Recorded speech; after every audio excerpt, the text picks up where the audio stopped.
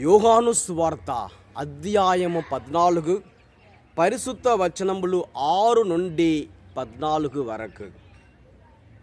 అందుకు యేసు, నేనే మార్గమును సత్యమును జీవమును, నా మూలమున తప్ప ఎవడును తండ్రి యొద్దకు రాలేడు.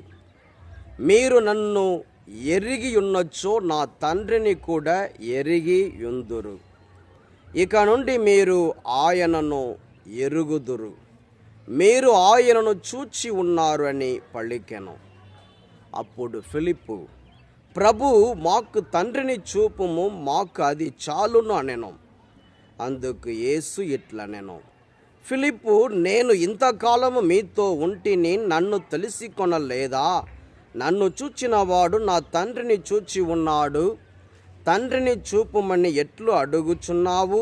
నేను తండ్రి యందు, తండ్రి నాయందు ఉన్నామని నీవు విశ్వసించుట లేదా? నేను మీతో చెప్పుచున్న మాటలు నా అంతటా నేనే చెప్పుట లేదు, కానీ తండ్రి నాయందు నివసించుచు తన పనులను నెరవేర్చుచున్నాడు.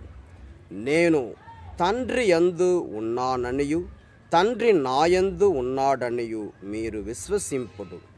లేనిచో ఈ క్రియలను పట్టి అయినను నన్ను విశ్వసింపుడు.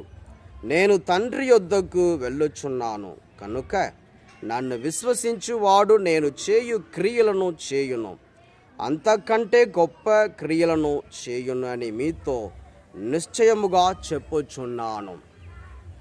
తండ్రి కుమారుని యందు మహిమ పరుపబడుటకు మీరు నా పేరిట ఏమి అడిగినను చేసేదను.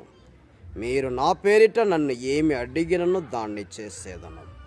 ఇది క్రీస్తు సువిశేషము. క్రీస్తువా మీకు స్తుతి కలుగునుగాక.